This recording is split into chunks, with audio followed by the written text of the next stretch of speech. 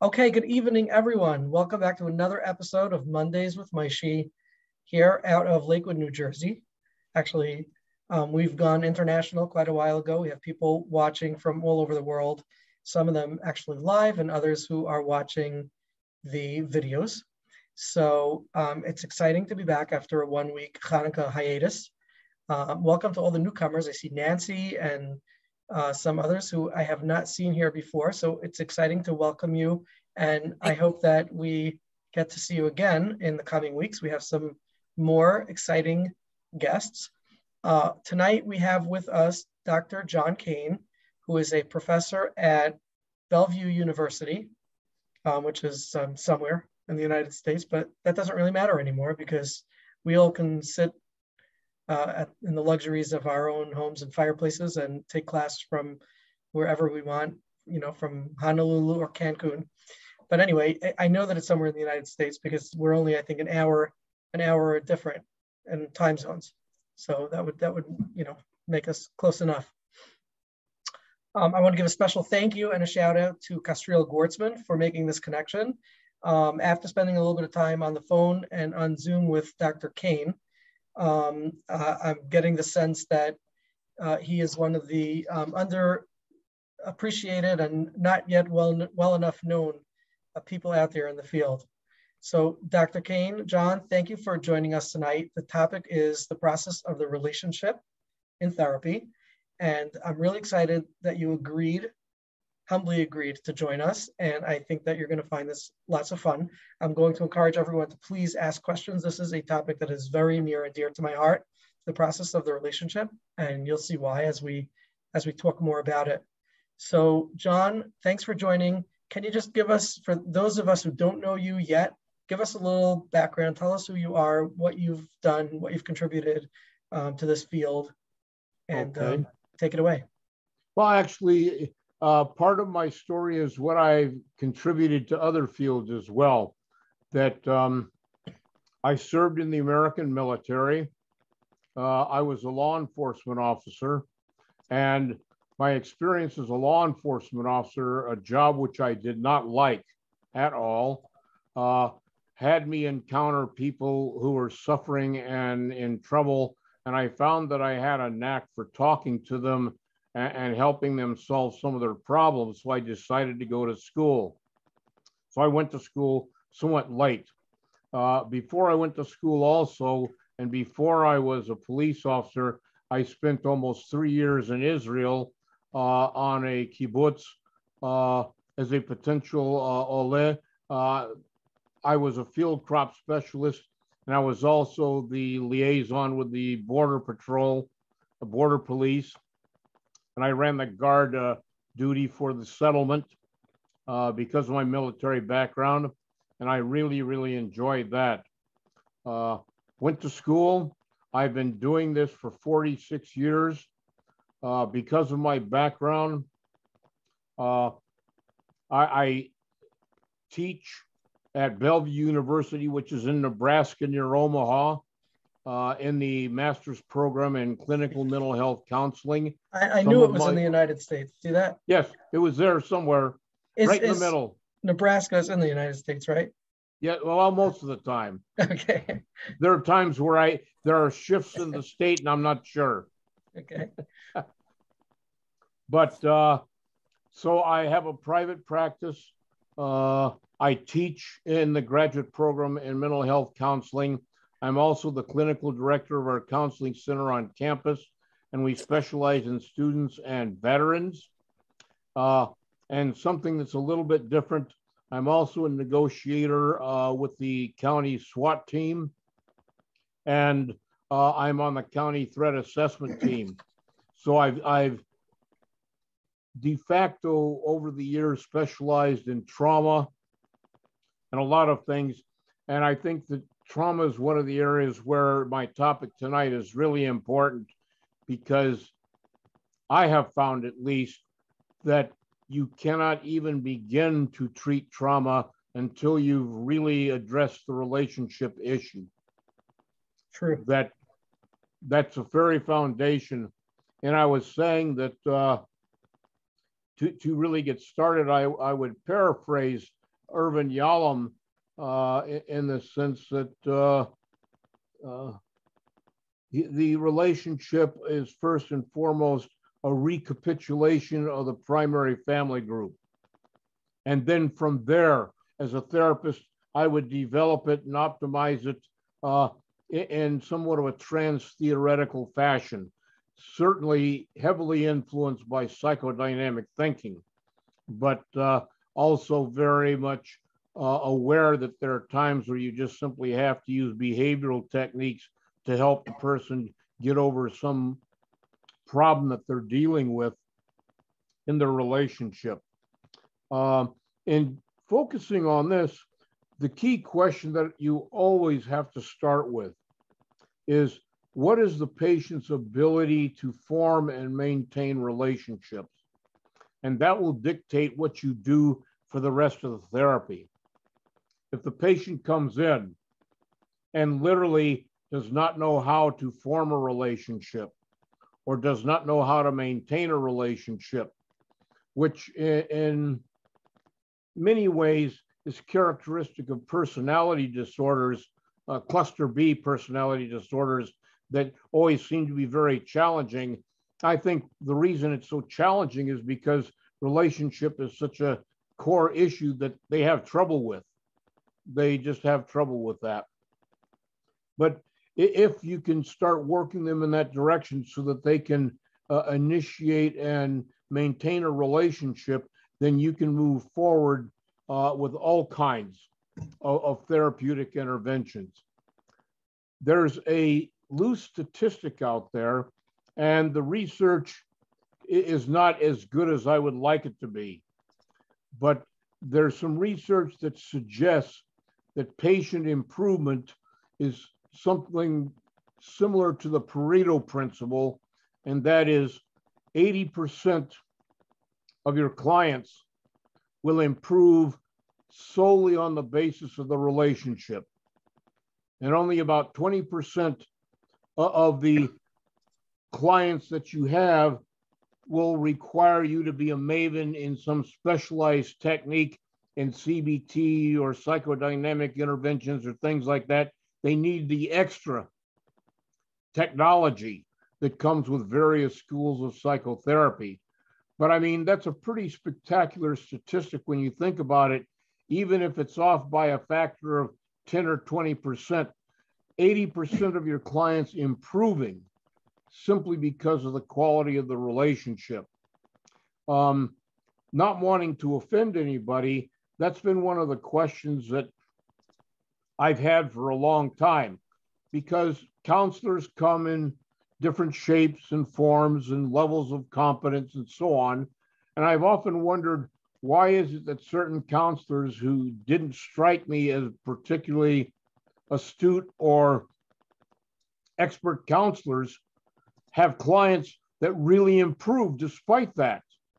I mean, they weren't theoretically tight. And it's because of the relationship. They are experts at developing and enacting a relationship with a client. And on that basis, most of their clientele improves. Okay, John, could we, well, let's take a pause for a minute, because this is the area that's near and dear to me. And I'd like to slow this down and break it down. Absolutely. I think many of us are aware.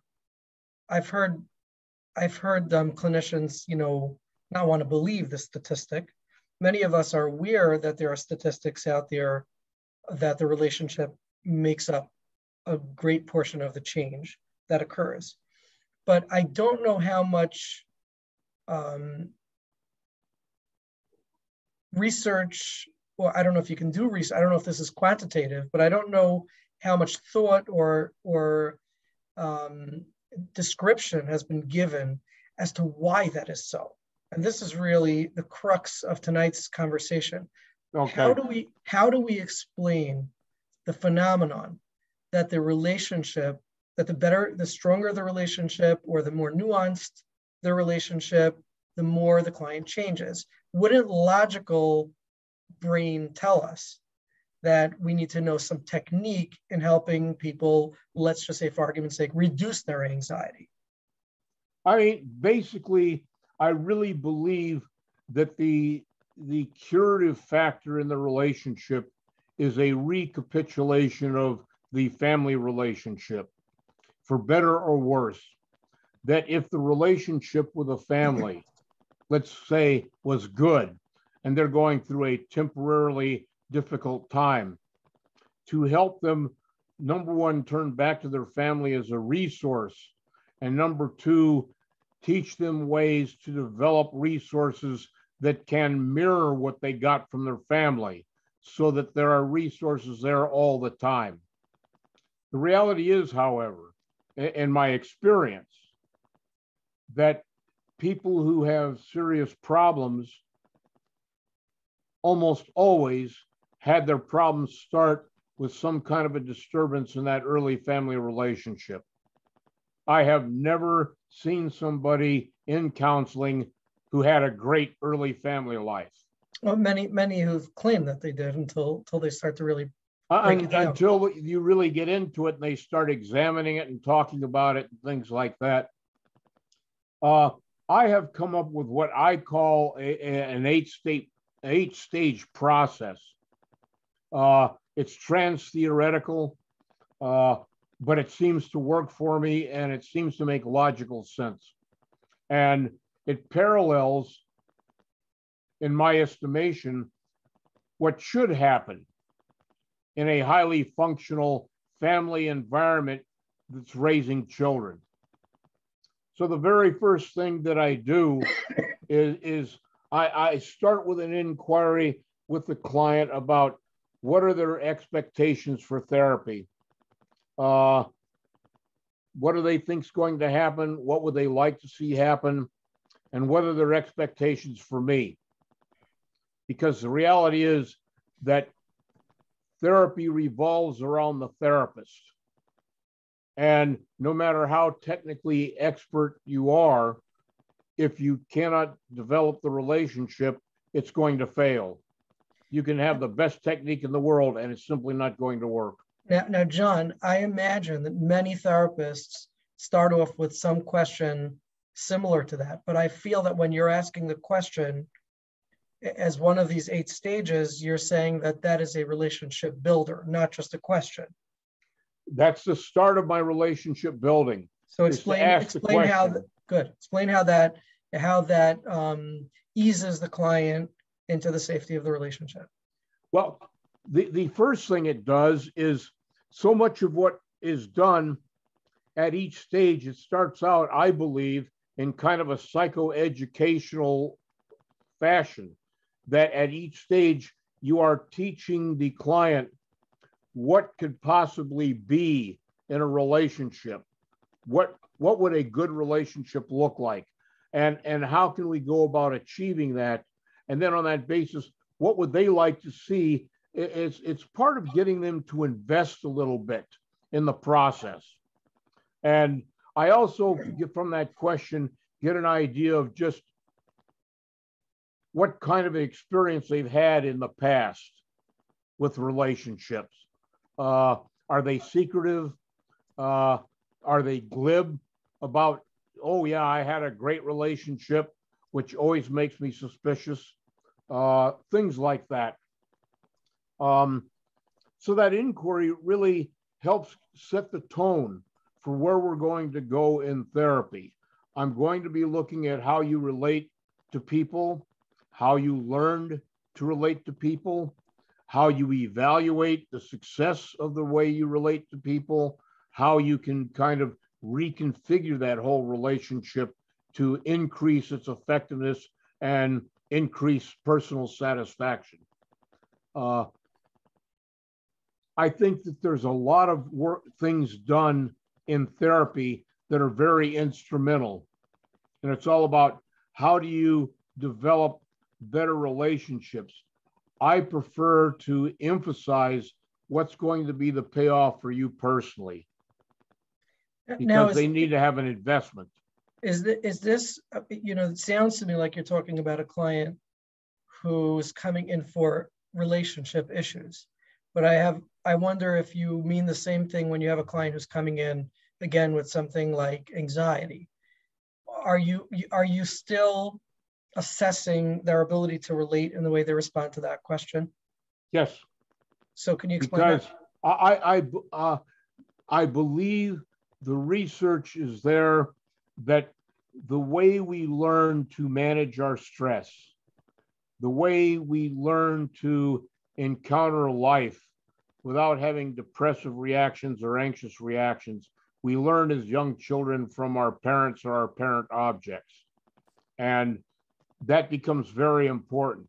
Now, obviously, to the extent that a disorder has genetic or biological roots, I can't do a lot about that in therapy. I'm going to require the aid of the medical profession, possibly some psychotropic medication.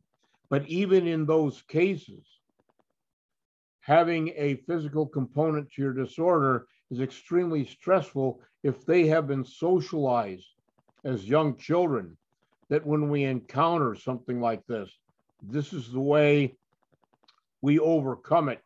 And this is the way we use our emotional and human resources to support what we're doing.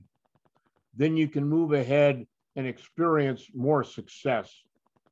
And that then becomes the foundation, even if I'm going to get highly technical with cognitive behavioral therapy or something like that, it still starts with the nature and quality of the relationship.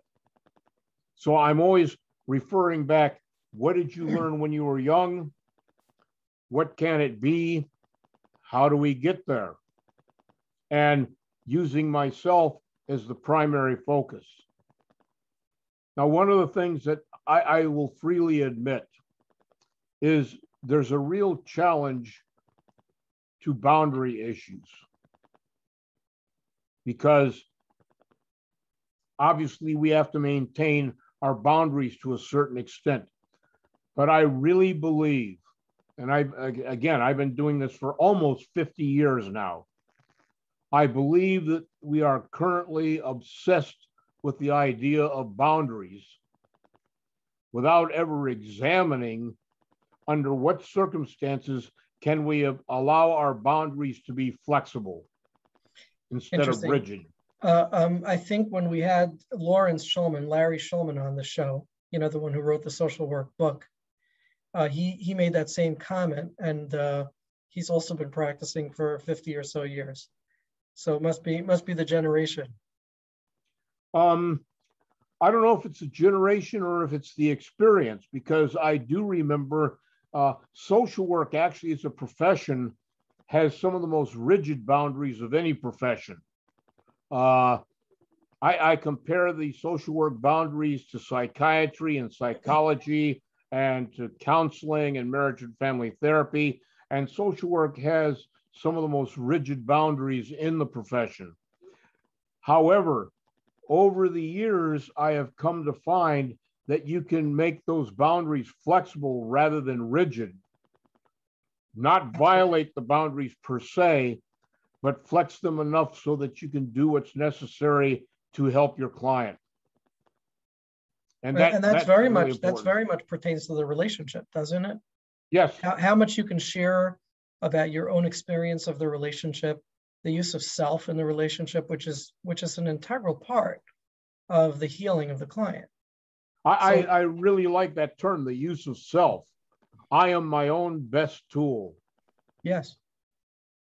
Absolutely.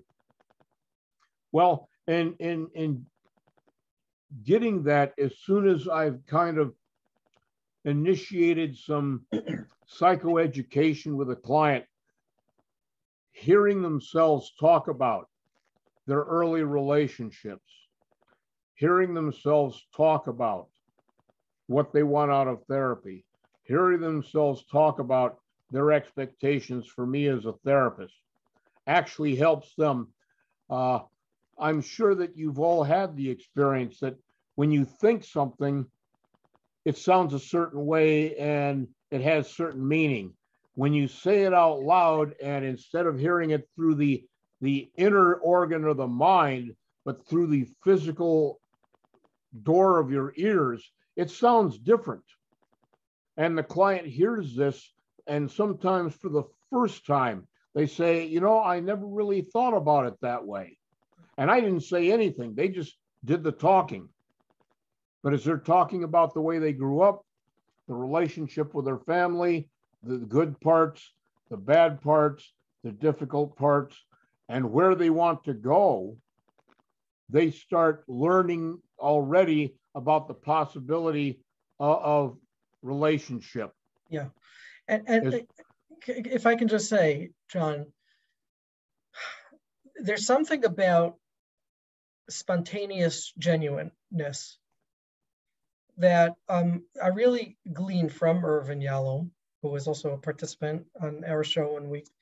And there's something about the ability to be able to share a feeling that you have in the moment, in the here and now, whether it's a feeling of connectedness, I should say, with the client, or a feeling of empathy, or a feeling of sadness, to be able to share that. You know, today I had a client and I just said, you know, she was describing her history. And I said, I just like spontaneously, that's so sad that that's what happened to you. And there's something that really penetrates, you know, if Absolutely. I say, yeah. And sometimes we have to overcome our own countertransference. Yes. There's one case in mind that I'll share a little bit. I used to work in a rural community in Michigan, and I worked with taking court referrals. And I had a 14-year-old boy referred to me, and as he walks into my office, he's wearing a T-shirt. He's 14 now, and he's got a swastika tattooed on his forearm. Well, my first reaction was angry. I didn't want to have anything to do with him. I disliked him immediately. And then a small voice, and I hadn't been practicing for more than 8-9 years. So for me, I was relatively young. But a little voice in the back of my head said, what kind of a 14-year-old gets a swastika tattoo?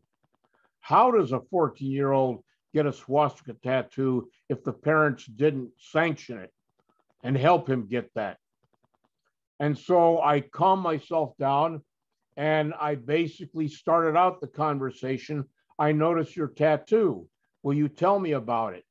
And he proceeded to tell me that he really felt isolated and alone, and the tattoo really made people angry, and that made him happy because he resented being alone so much.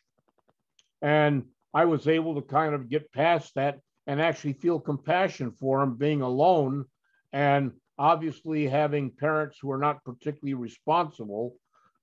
He had spent the last 8 years of his life being neglected. So I was able then to relate, despite the fact my initial reaction was really negative. Or actually, because your initial reaction was negative, not despite, but because of it, and you took that time to look at that and examine it. I think that is what makes strong therapists. Absolutely.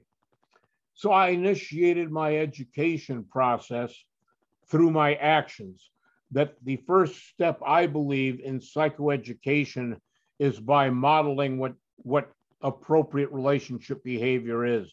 And so I kind of characterize it as shaping expectations through the Rogerian use of unconditional positive regard, and make sure that that comes across in everything I say, everything I do, every act that I have.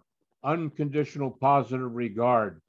And I just want to say that that's something that I can feel in conversation with you. That's evident even without me being your client, so to say, but just in the way you interact.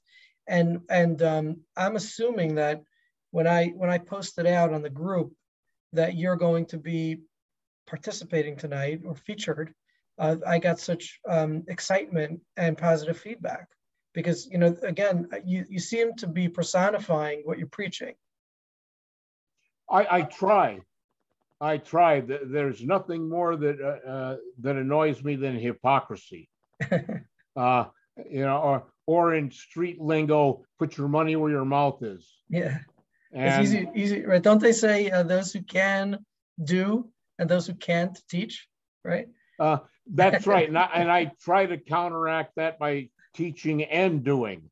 That's right. And I will say that that's one of the reasons why I actually stay involved in the profession. Number one, I love doing counseling. I absolutely love it.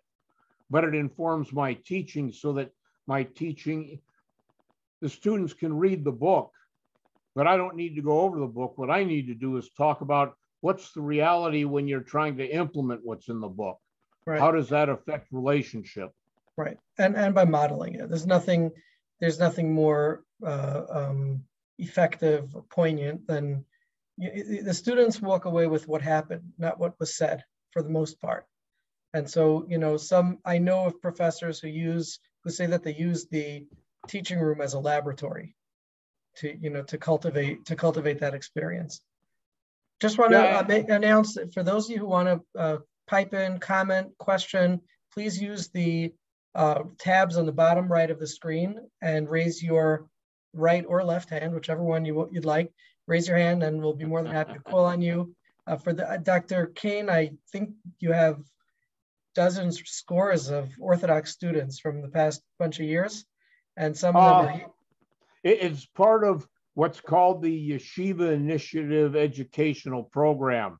It's a program out of New York, and I'm not quite sure how it got started.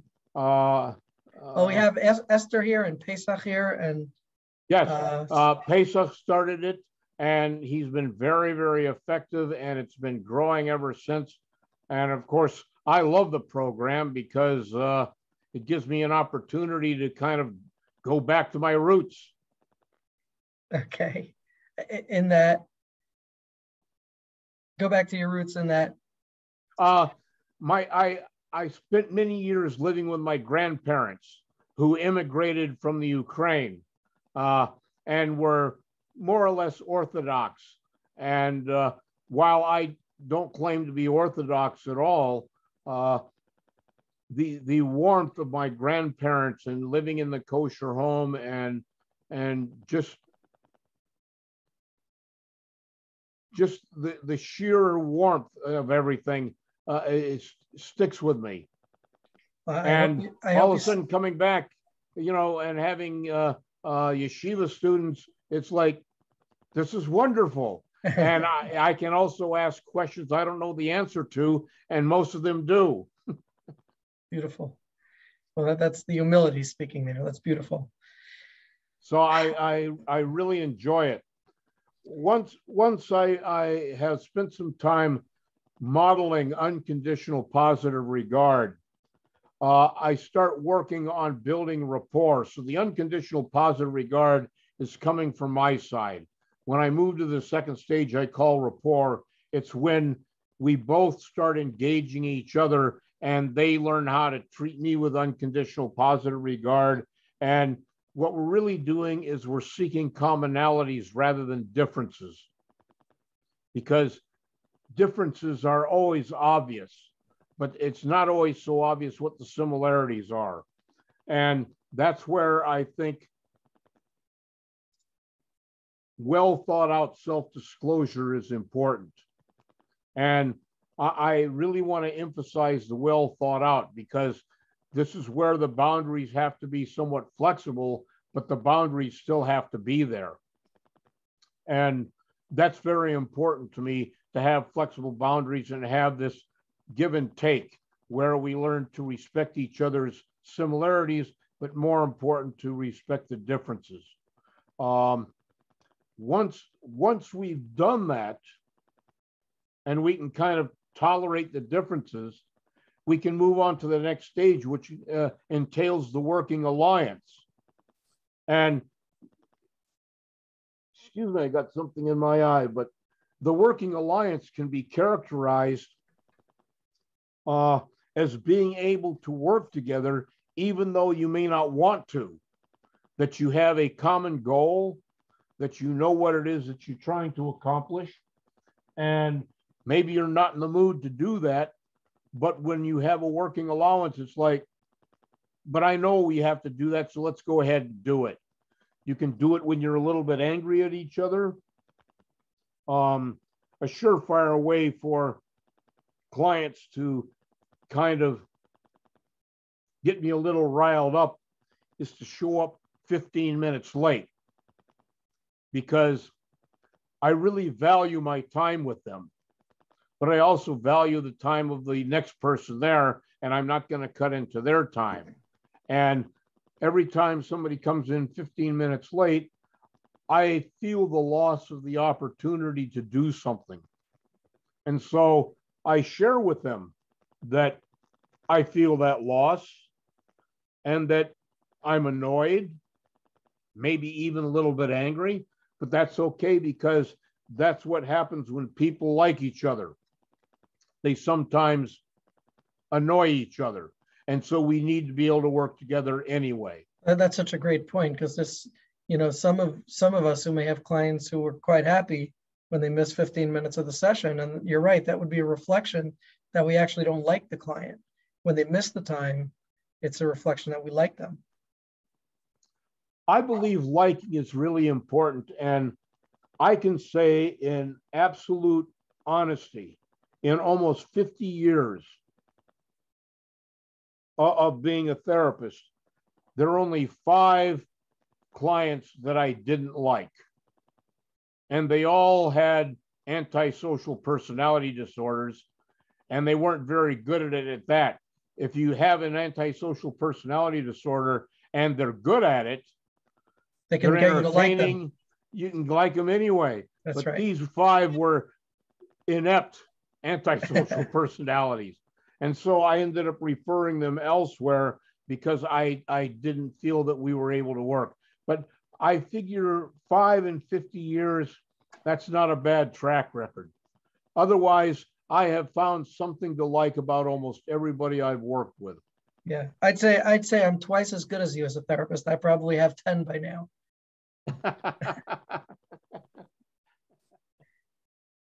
So the working alliance, that's when you really get a lot of stuff done in terms of the basic nitty-gritty work that's done in therapy. During the working alliance, that's probably where I'd bring in some cognitive behavioral techniques, some other kinds of methodologies to kind of work around issues and so on. John, in this stage, I imagine mandated clients. This would be a conversation about mandated clients who come in and don't really want to work with you. They want to work against you. Resistant clients. Is this the stage where you would somehow find a way to connect and identify mutual goals? Yes, absolutely. Even mandated clients I've been able to be friendly with. And the first thing I do is say, look, you're mandated. I'm mandated. I have to report whatever you do. I would really like to see you not do anything foolish and get back in trouble again. I'd like to help you do that. How can we work together? Warm, friendly, unconditional, positive regard. Most of them have never had that. They certainly don't get it from the criminal justice system. And I found that even those that weren't highly invested in following all the rules and doing what they wanted, what they're supposed to do, at least could come to sessions and enjoy the session with me. Okay. We have a question here from Tippy. Is it okay if we take a break and take a question? Absolutely. All right, Tippy, go ahead. Hi, thank you for coming on. I've really been enjoying it. I'm wondering if the therapist is filling the relationship role of like a primary caregiver, how do we prevent the client from having transference? Because it sounds like in one way they're supposed to, but also are always told to be aware of it. Actually, I don't want to prevent transference because I had talked about different stages. Once we get into the working alliance, I expect the next stage to start coming, and I expect for transference and counter transference to rear its ugly head as we're doing the working alliance. And this is where we really come to, prior to this, we are valuing similarities. During the transference countertransference phase is where the pronounced differences come up, and the client begins to think that because of the differences, we can't work together. And that's when I actually show them, on the contrary, you can be very, very different. You can value those differences, and you can still work together, and you can still like each other. And I don't exactly do the purely psychodynamic thing of analysis of the transference, but the transference really tells you a great deal, not only about the actual chronological history of your client, but what the impact was on them emotionally in that history. And I want to know what that is so that I can then begin kind of some of the reparative things that would come in the next stage and help transform the nature of their experience into something that they can use more effectively. Does that make sense, Sippy? It does, and I hear it. I'm just concerned on the client's part. It's informative to the therapist, but isn't it risky to leave the client having the therapist fill that role for them for an hour a week? Well, yeah, it's harder to do it an hour a week sometimes when I'm in a critical phase, and you can tell when you're working with a client when something's getting touchy. And the thing that's really important is you can reach a really critical stage in any one of these 8 levels that you're working at. And when you hit a critical stage, you may consider seeing them twice a week or extending their session by a few minutes and working with them.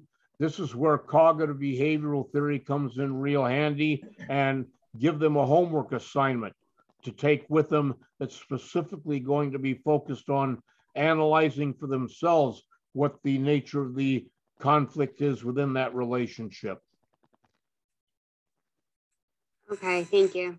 Jon, I had spoken to you earlier, and I promised to bring up this as part of the discussion, and I think this is a good segue into the conversation. But we were talking about how most therapists understand that there's value in the therapeutic relationship and the alliance. Some therapists understand it in the context that if we have a strong relationship, we can influence the client through some of the interventions that we do. And you and I were talking about how in the context of the transference itself, or let's make this a little more simple, how the relationship itself, the nature of the relationship itself actually induces change in the client system. Can you talk a little bit to that? Because it's really important. Well, again, I understand it very in many ways as a developmental reparation of early childhood experiences. And what they end up doing is, in the beginning of this phase, they see you in various guises, but always with some kind of a parental function. And one of the things that they do during the immature stages of reparation is they want to please you.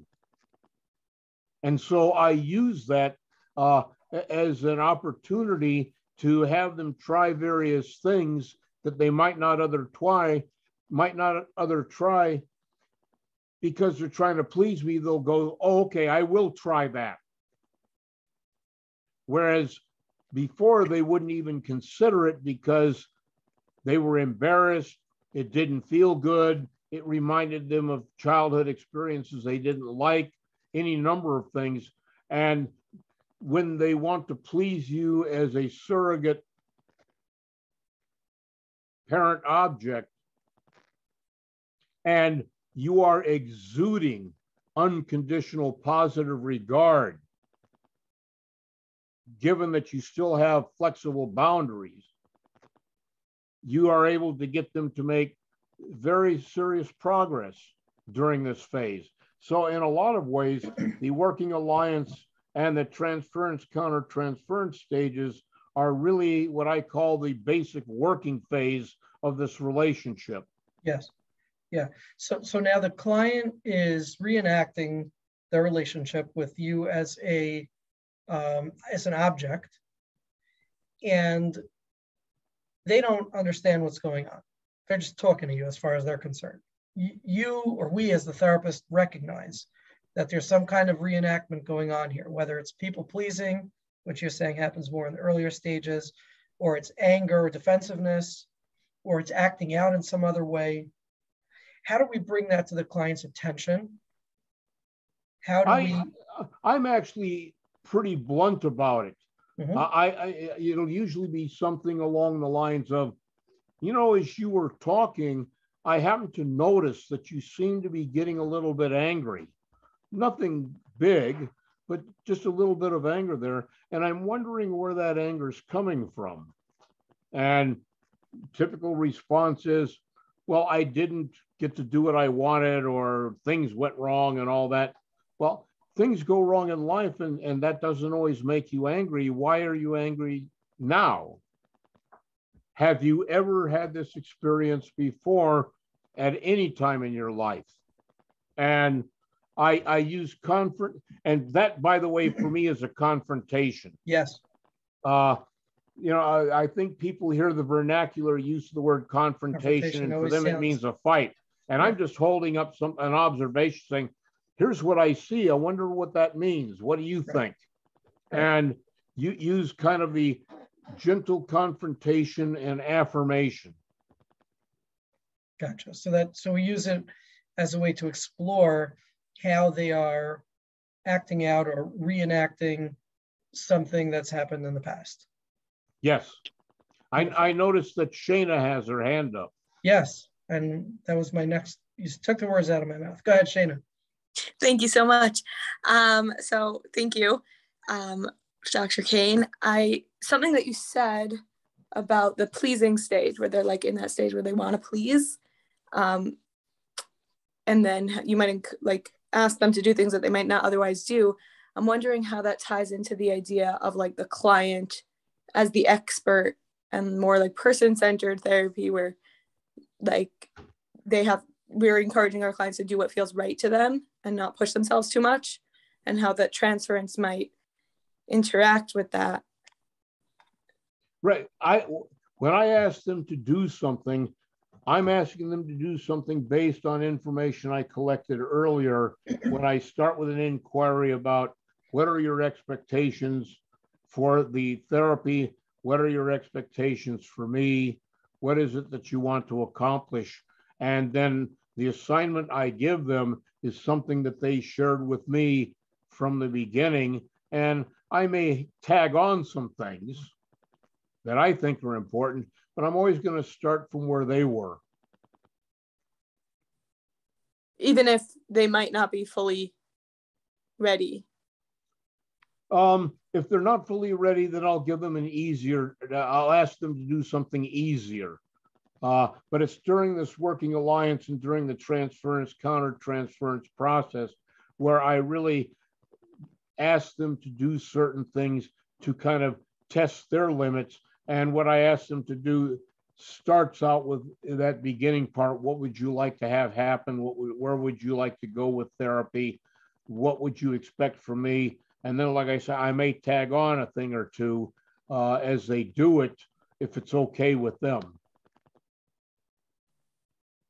Okay. One of the things that I think is really important is people want to get better. They just don't know how. And very often in getting better, they have to experience pain, and they don't want to experience pain.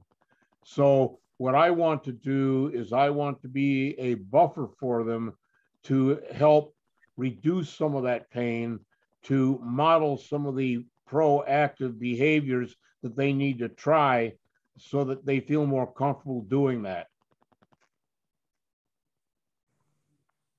Thank you. Sure. John, I have a question or a comment. This is, I have to, it's going to take me some time to articulate, but one of the things that I'm finding, and again, I'm embarrassed to say that I'm only doing this for a decade, so you considered yourself a rookie at that stage. So here I am. But one of the things that I'm finding is in the reenactment of the relationship as an object. So now I'm in the room with the client, and at some level, I am a primary caregiver or reenactment of a primary caregiver. There seem to be different, let's call them needs or primary needs that clients have from their therapeutic caregiver. So with one client, I might find myself falling into the role of allowing them to explore their identity, just talk themselves out and figure themselves out. For another client, I might find myself allowing myself to encourage them a little bit more, to take the next step or make the next move in a relationship or in breaking a relationship, Right. or in something that they seem to want to do. And with a third client, I might use a little bit more psychoeducation or education. This is how, assertiveness is a way that you can actually, a balanced way that you can balance your relationship. So a little bit more educational. Right. Would you say that that's appropriate based on different client profiles and where their needs are at, that Yes. using different parental roles or parental reenactments would be appropriate? Absolutely. I mean, there's no one way to be a parent all the time, and there's no one way to be a therapist all the time. That at some point I might find myself really encouraging a client and letting them know that I support what they're doing.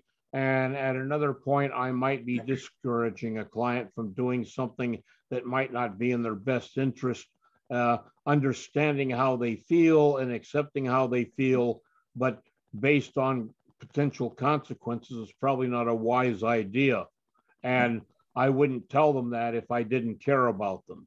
Yeah. And I think that speaking to this, the therapist must remain so mindful that the intervention that they're doing is targeted, because it's very easy to fall into the role of being a caregiver when somebody's coming to you for you to be their caregiver.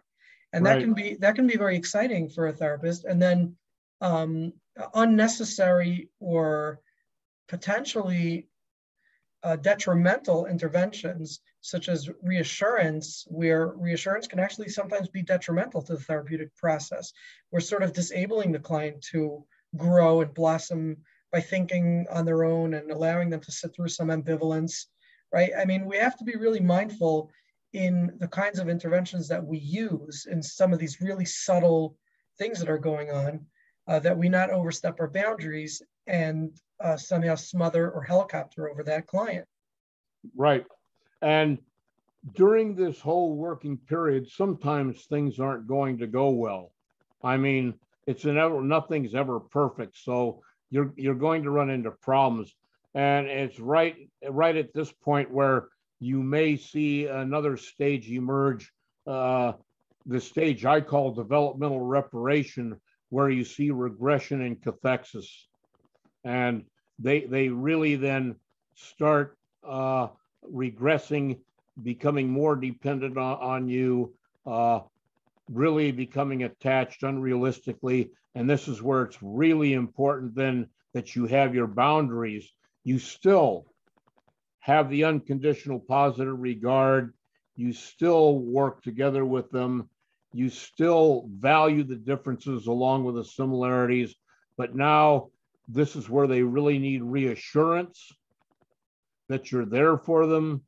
You need reassurance that they've done it before, they can do it now, and kind of work through this temporary stage of regression and cathexis to come out the other end where with what I call a differentiation or an individuation, yeah. Where now they become less dependent and more independent, but still very much bonded.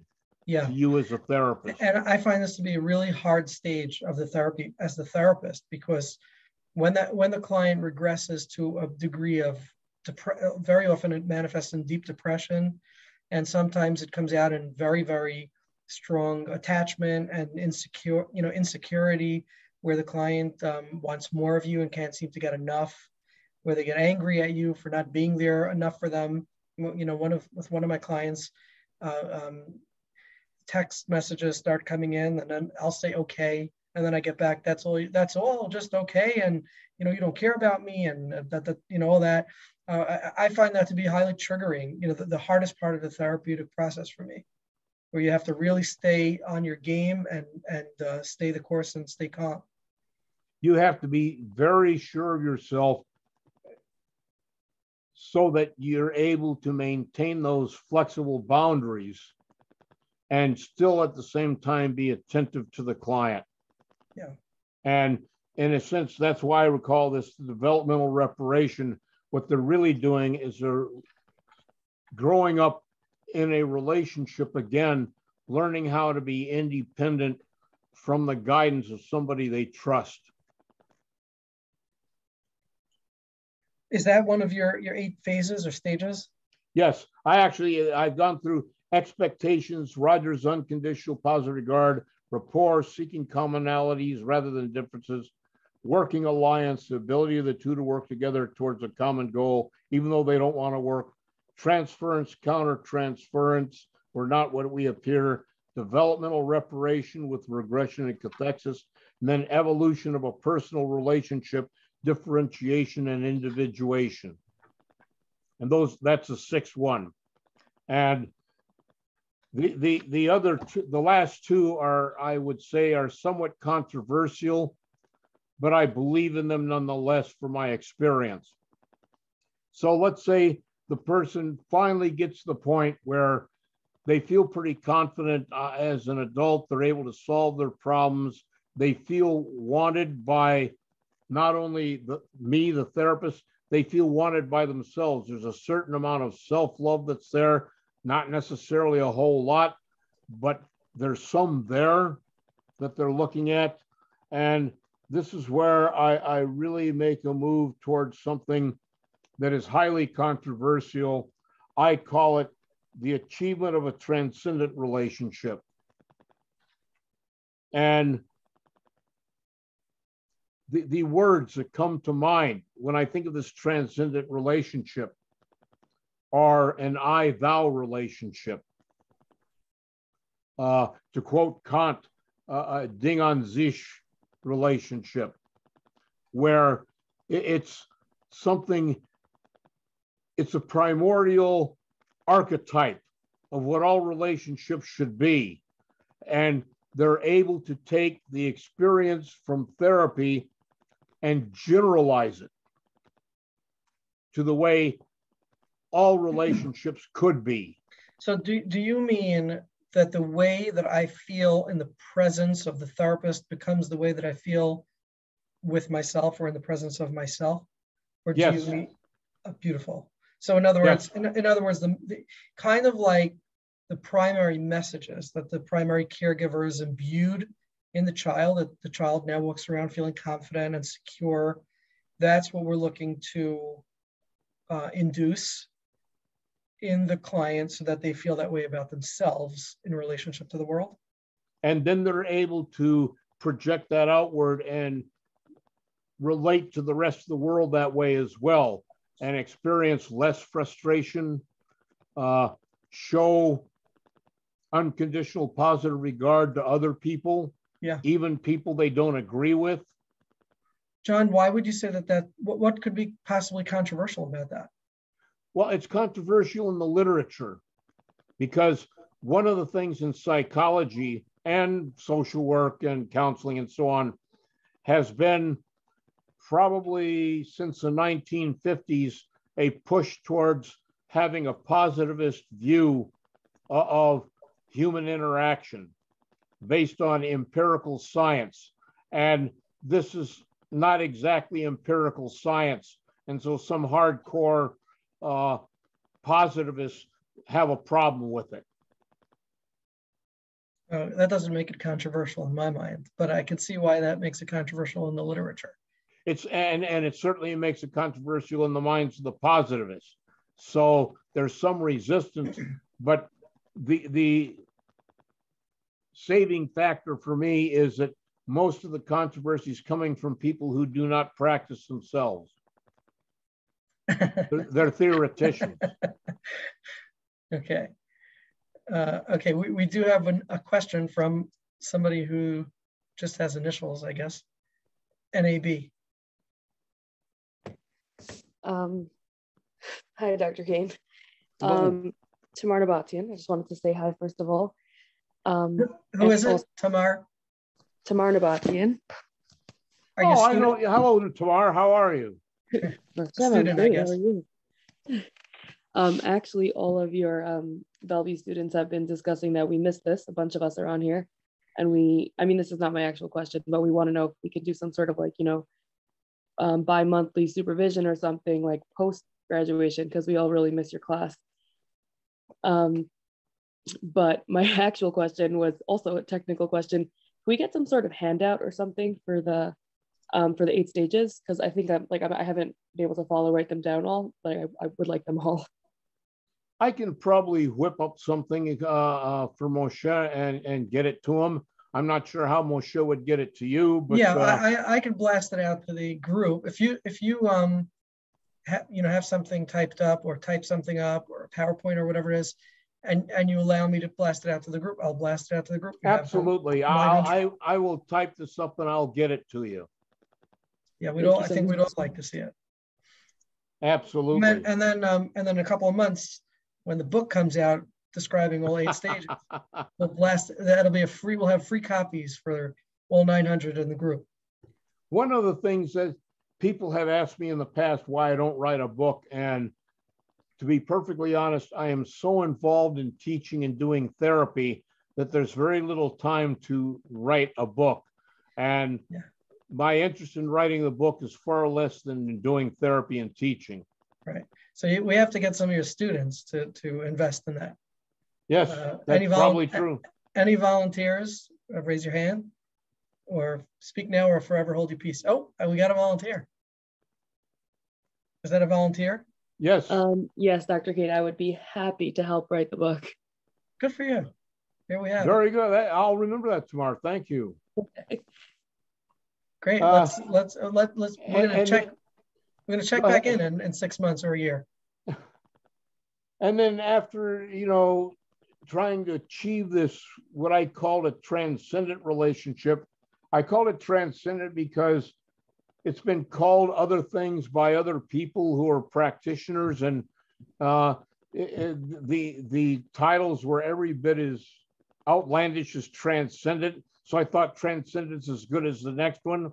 The final stage is what I call object stability and termination, and that is to really get to the point where my relationship with them becomes a stable object in their mind, and they're able to carry it around with them and use it when they need support, and they don't need to see me anymore because they've internalized me as an object, and it now is okay for us to terminate. So how does that differ from the previous, from achievement of a transcendent relation? The transcendent relationship really looks at conceiving of relationship in kind of a universal sense, but it's not necessarily stable yet. The next stage is the stabilization of that transcendence and the internalization of the therapeutic figure. I mean, it doesn't even have to be me. It's a therapeutic object they internalize that will be with them forever. Right. And I feel comfortable saying this because the participants here, for the most part, are from that permanent object is perceived ultimately is a gift from Hashem. What do you mean by that? Can you elaborate on that? That Hashem gives gifts all the time, and therapy is a gift. Ultimately, being able to internalize a therapeutic object that will be with them forever and influence their ability to have and create therapeutic relationships on their own, with their own children, with their family, with their friends, that they'll be able to take it up that step and say, this isn't just an accident, this is a gift. And I want to treasure this gift. In many ways, I guess it makes me feel comfortable because I really feel uncomfortable if they walk around carrying this image of me in their head. I'd rather have them carry an image of a universal therapist in their head, a universal kind of relationship, very much in the seventh phase, recognizing an I-thou relationship, and in the eighth phase, becoming an I-thou relationship. I see the difference now. Okay. Jon, I want to ask you something about what you mentioned way back in the beginning in passing, but this kind of fascinates me. Not so much the part that you were part of law enforcement at some point, which made me jump and check if I had my seatbelt on until I realized that I'm not actually in the car, but more the part where you talked about being part of the county SWAT team. And my understanding is that in some way you've saved lives or persuaded or dissuaded suicides. Can you talk a little bit to your particular skills? Yeah. In negotiating the team is broken into two parts. You've got your tactical team and you've got your negotiator team. And I'm on the negotiator team, and our whole goal is to come in and make sure that you never need the SWAT team if possible. The skill set. Can you give us a couple of stories that we can analyze? I certainly can. There was a young gentleman in a stolen car, and the police chased him, and he went down in a ditch. He couldn't get out, so he's trapped there. He yelled out the window, "Don't come near me. I've got a bomb in the car." And so the SWAT team, to use the lingo, I suppose, the SWAT team secured the perimeter so that nobody could get near and nobody could get out. He was basically trapped.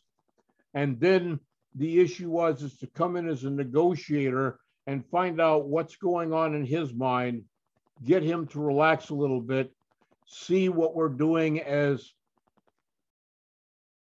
given the circumstances, as benevolent as possible, that we don't want him to get hurt, and we really value him. We don't want him to hurt anybody and do something he's going to later regret, either because of his own morality or because of the legal consequences to him.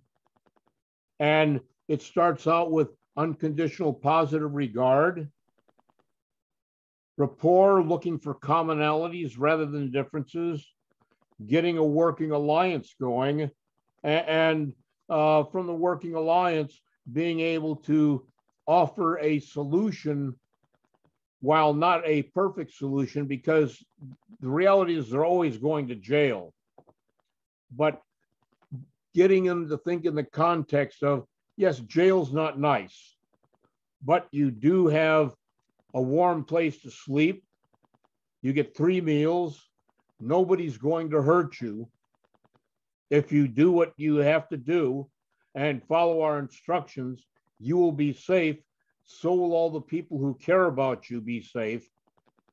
And one of the remarkable things, just as a side issue, even with an antisocial personality, one of the characteristics of antisocial personality is they have a very distorted sense of loyalty. It's not unusual to have somebody who is a raging antisocial personality have a real soft spot in his heart for his mother. And so even with people like that, you try and find what's the soft spot and appeal to that. And appeal to it not only from the perspective of their suffering should he get hurt, but also, wouldn't you like to be able to see this person again? But John, you're standing at a distance of 100 feet or meters, and with a loudspeaker. I have this image in my mind that you got some kind of loudspeaker, and you're calling out to the other side of the world. How are you engaging in all those first 4 stages? I mean, it's obviously must be in a microcosm. Well, it is. And first of all, it's a little easier because the police on the perimeter are keeping the public out. So it's a semi-private, even on a loudspeaker, it's a semi-private conversation. But that's the worst case scenario.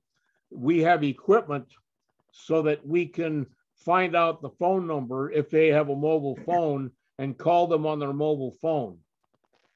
And so we can carry it on that way. And if they don't, they have these things called drop phones, which are actually on the long end of a cable.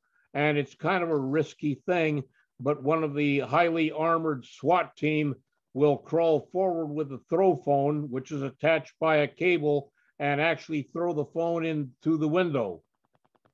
Wow. And then so we for, have for a those of direct you who thought that for those of you who thought that WhatsApp was encrypted.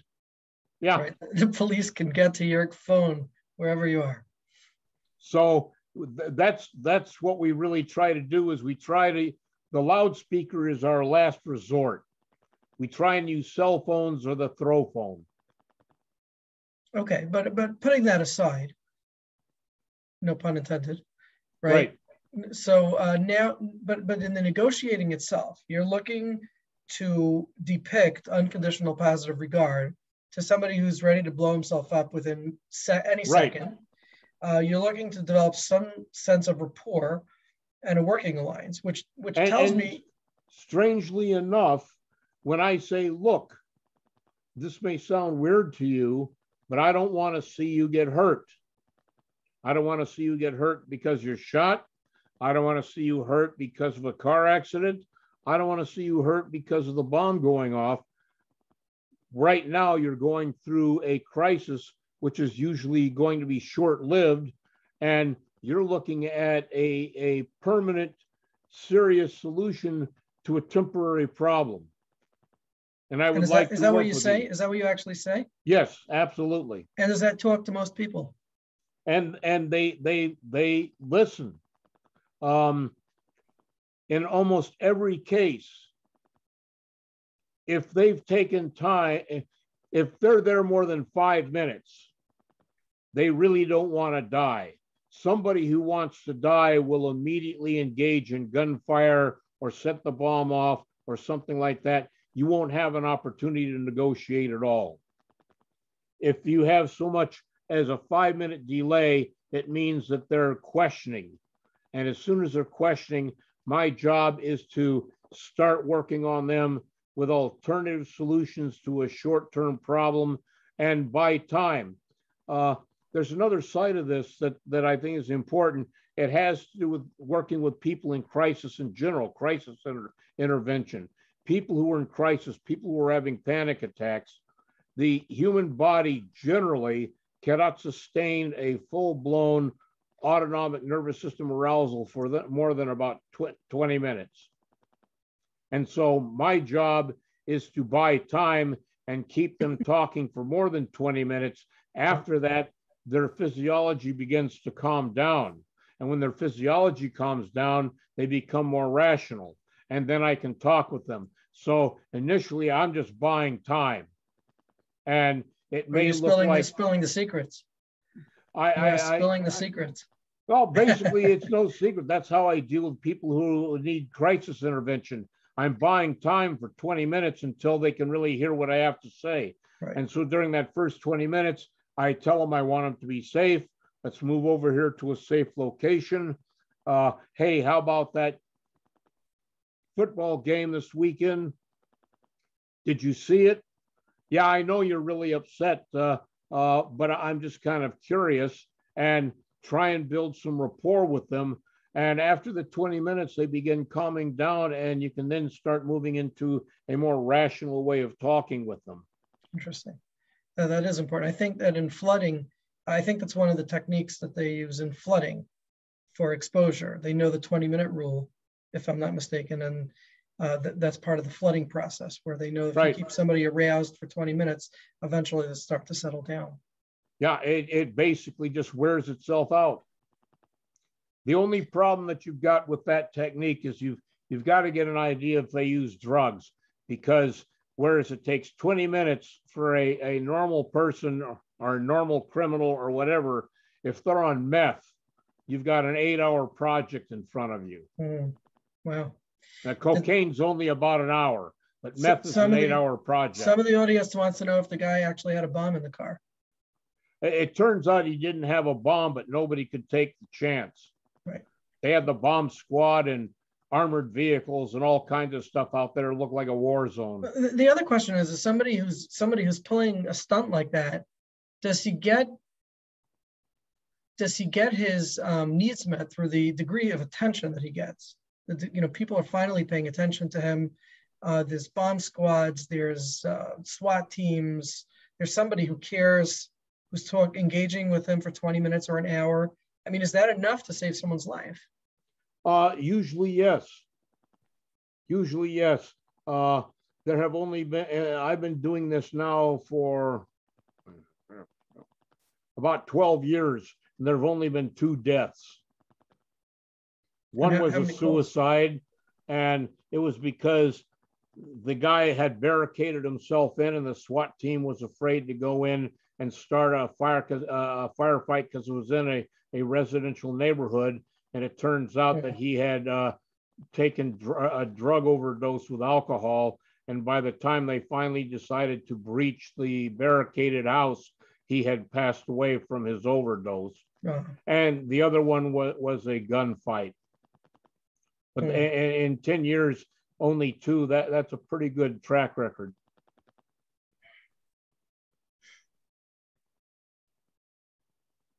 Wow. So, can you tell us? And this is I know it's a complicated question, but this will be for your second book. Maybe I'll help you with this one. But can you give us a sense of nuances in the forms of communication that make or break, or make tiny little nuance changes in the way you communicate with a client that might make a tremendous difference in their ability to feel safe or to move forward, either in the way you say something, in the tonality, in the language. I find that language is tremendous. Yes. When it comes to this. Can you give us I do 2 things. First of all, I try to speak in a calm, quiet voice. Even when things are not calm, I try to keep it calm and quiet. What I found is even in crisis situations, when you speak in a calm, quiet voice, they'll calm down a little bit because they want to hear what you're saying. It's important to them, and so they'll be a little more quiet. The second thing I do is I listen to the way they speak, and then I use their method of speaking. I always make it a point not to use big words, complicated syntax, things like that. I try and mirror the way they speak and help them feel like I'm talking to them as an equal. I don't want them putting me on a pedestal. Interesting points. So you're saying in tonality, volume, rhythm. Exactly. And I try and mirror what they're doing, the way they speak. And that somehow helps them to feel more connected. Yes. Makes them feel more comfortable. More than likely, their rhythm, their way of speaking they learned at home, and it's probably something that's more natural for them. Mhm. Would you speak with a higher energy client in higher energy tone, or do you always maintain a soft calm tone? Like with that, what does that do to the equilibrium of the? What I will do is if it's positive energy, I'll get excited with them. Okay. If it's negative energy, I maintain a quiet, calm tone. And that'll regulate that. That's like co-regulating. Right. Beautiful. Okay. Wow. That was fascinating. I'm wondering if anybody has any last questions or comments. We've really covered a lot on the Therapeutic Alliance. We have an offer to write a book with you for you, and we're already on to the second book, which is about communication. Hello, Chaim. Hey, how are you? I only got on right now, but I saw your name. I was like, I have to join right now. Chaim, you'll watch the recording. Are you subscribed with Monday? I'm a student with John. I'm John's student. That's why. Are you subscribed to Mondays with Moshe? I am subscribed. Yes. Okay, great. So you'll watch the recording, and we'll send it out probably tomorrow morning. But all these things that whatever John spoke about, I've learned for like 2 years from him. Yeah. So we'll have you on next week. No, because he already covered everything. Okay, let's go back to Tamar. Tamar, go ahead. Okay, so I have a question regarding the last stage, and also like in general about termination, and specifically because we were talking about the relationship and flexible boundaries and whatnot. Like, what do you do when you have a client that feels very close to you in like a friend sort of way, and then termination becomes very complicated because they want to keep seeing you, and sometimes they even develop or create other problems that aren't even there just because they don't want to end the relationship, because it's a very unnatural thing. Like in life, except for death or whatever, you don't like terminate relationships with people that you're close with and that you have, positive regard and all those things with. So how do you navigate termination in that sense? Well, actually, I've been thinking about the first thing I do is I never use the word termination. That's a terrible, terrible word. But especially as part of the SWAT team, right? Yes, but it's part of the vernacular. What I do is I tell them, if you ever need me in the future, you can always bring your new problem back, and we can work on that. And it's not like you can never come back for help. You're not locked out of my office, and you're not wearing some kind of badge that says you're not welcome. I'll let them know that I'm there if they need me. The fact is, if I go through this right and they feel like basically independent adults, they will feel okay venturing out, knowing that I'm still there if they run into a problem that they can't handle. Most of the time, they find that the problems they encounter, they can now handle just fine on their own, and they don't need me. But I may get an occasional phone call or a text message saying that I had a problem and I took care of it, and I'm very proud of myself. And one of the things that I do is I always let them know how proud I am of them too. Can I just follow basically I definitely hear that. My question though is, when they don't need you for problems anymore, but they are so used to, what other relationship do you see someone once a week for however long, and then you're told, just kidding, you could reach out if you ever need me, but I'm no longer like that mainstay in your life. And like when you're right. so close to someone in like a friend type relationship, and you're not able to. Surprisingly enough, like I say, I've been doing this a long time. Surprisingly enough, I've had clients say, I don't know what I'm going to do now that I'm not going to be seeing you, and they do just fine. I have actually never really had a client purposely relapse just so they could come back and see me. And I've never had a client who felt that they couldn't live without seeing me. They actually individuated very well and have done very well. So I've just never had that problem, really. And I think that anxiety is normal. You know, it's a normal anxiety, but once they separate or individual, you know, they've already individuated enough, hopefully by transition, that once they separate and sort of go that month or two, you know, life, people to some degree want to be individuated, right? Absolutely. So they feel empowered in that way. And the other thing is that's what they talk so much about, talking about termination from the onset of therapy, so that the expectation, there's always that niggling expectation that one day we're going to separate. Right. And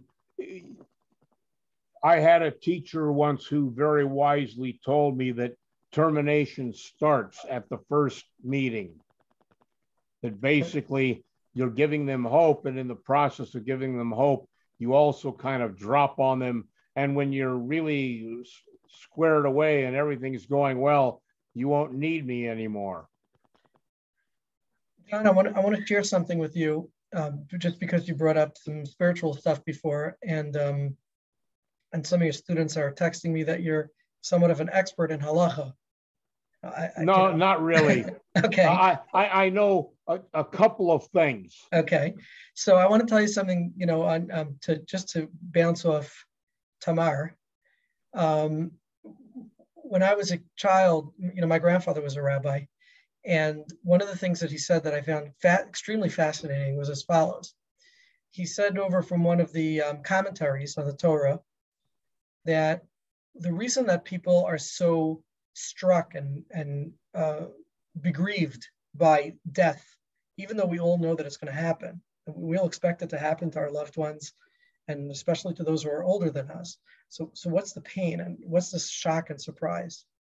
So he said over that we know, based on biblical sources or based on scripture, that when Adam was created, he was actually supposed to live forever. And it was only after the sin of eating from the tree that death was pronounced and brought into the world. So essentially, death was something that was unnatural.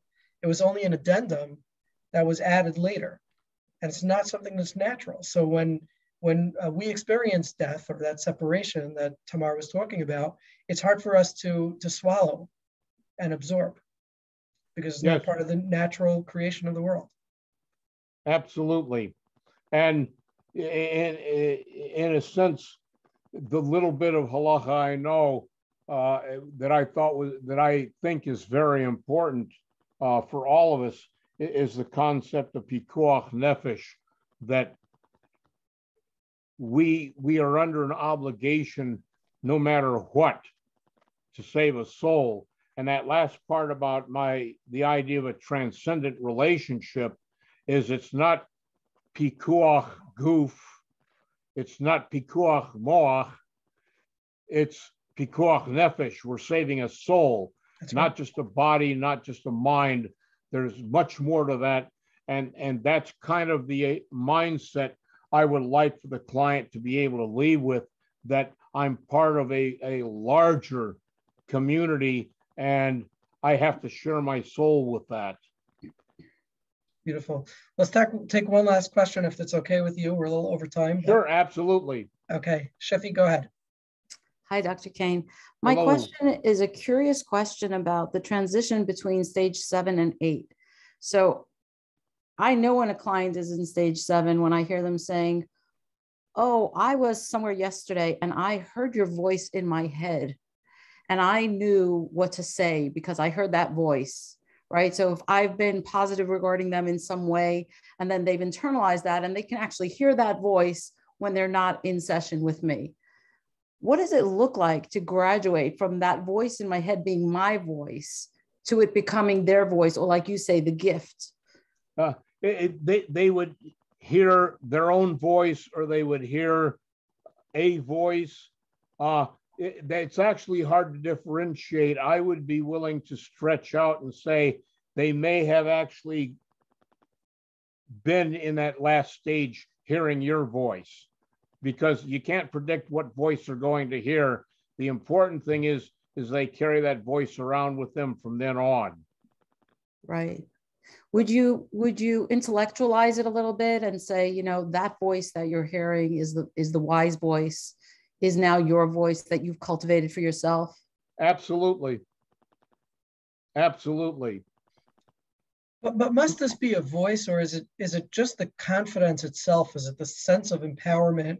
Is it the sense of calm and peace and serenity? Isn't that it? Must it be an actual voice? It can be both. It can be both of those things. Each individual will experience it in a somewhat different manner. Right. And I think that's important also, is we can't expect that everybody who reaches that final stage will experience it exactly the same way. Yeah, when my client comes in the final stage and starts to say he's hearing voices in his head, I know that he's regressing. Actually, I don't worry about voices as long as they're telling him to do good things. Good things. That's great. Okay, well, Dr. Kayne, this has been an absolute pleasure. I'm going to call this round one of our conversation. Well, thank you very much. I appreciate the opportunity, and I actually appreciate the opportunity to see many of the faces of my students as well, that I feel a permanent connection with them. Yes, and I think it's mutually shared from the feedback we're getting. And I also want to thank Rabbi Lerner for starting this program, because it's been such a wonderful opportunity to get new people coming into the program all the time. That's right. Okay, well, thank you, Rabbi Lerner. And Sora, I see you there on the bottom. Sora, you said something, and I'm not sure where you are in the whole picture thing. Yeah. There you are. Sarah, are you a current student? No, I'm a graduate. A graduate. And a big fan of Dr. Kayne. Yeah. Oh, okay. Well, that's great. Okay, so Dr. Kayne, I'm going to let you go, and I'm going to stay on for another minute or two if anybody wants to say hello. Any newcomers who want to introduce themselves. Again, thank you, Kasriel Wertzman, for this connection. It's been very enriching for me, and I appreciate the connection. And Jon, the camaradereship, if that's a word, camaraderie. Yes. And I hope to be able to be in touch with you. And if anybody's got any questions or comments for Dr. Kayne, you could send it my way. I'll send it his way. Hopefully you will type up, keep your word. I'll put together something in typing and I'll send it to you. Amazing. Excellent.